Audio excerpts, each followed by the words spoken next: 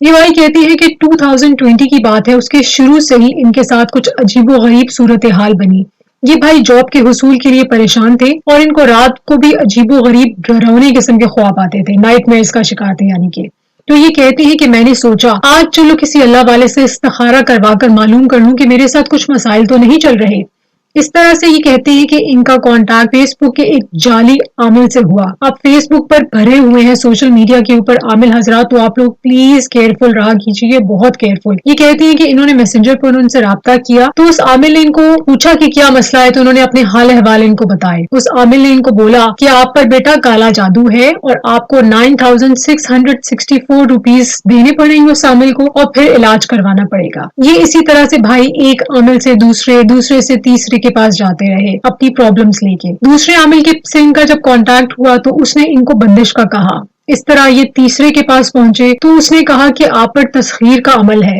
پھر چوتھے نے ان کو بولا کہ ارے آپ کو تو نظر بد لگی ہوئی ہے۔ اس طرح کرتے کرتے پانچویں عامل کے پاس پہنچے، اس نے کہا کہ الٹے سیدھے وظائف سے رجت ہے آپ کے اوپر۔ اگلے عامل کے پاس پہنچے، اس نے بتایا کہ آپ پہ سفلی عمل ہے۔ یہ کہتے ہیں کہ اس طرح لاتعداد عاملوں نے مختلف جوابات دیے اور ہر ایک نے اپنی اپنی مختلف فیس بتائی، یعنی کہ ہر کوئی علاج جو تھا کسی نے بھی فری نہیں ان کو بتایا۔ کسی نے بتایا کہ 2100 ہے، کسی نے بتایا 21,000 یعنی کہ 2100 سے لے کے 21,000 تک کی ٹریٹمنٹ کا ان کو بتایا گیا۔ یہ کہتے ہیں کہ اس طرح میں بہت بھٹک گیا تھا، جعلی عاملین کی مختلف جھوٹی باتوں سے بہت گمراہ ہو چکا تھا، بہت گھبرایا ہوا تھا۔ خیر میں نے کسی عامل کو 1 روپیہ تک بھی نہیں دیا، نہ کسی سے کوئی علاج کرا۔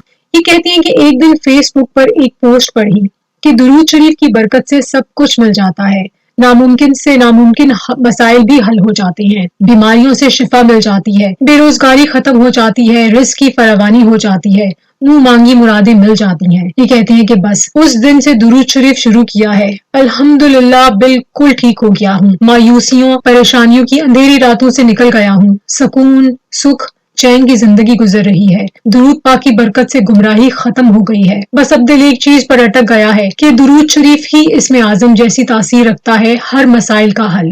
سبحان اللہ، بے شک۔ اچھا ان کا یہ دوسرا مشاہدہ ہے، یہ کہتی ہے کہ میرا پچھلے سال 3 سال سے مطلب ان کو کچھ سٹمک کا پرابلم چل رہا تھا، معدے کا مسئلہ تھا ان کو، کافی دوائیاں کھائیں، بس وقتی طور پر آرام آ جاتا تھا لیکن اس کے بعد پھر وہی حالت بن جاتی تھی۔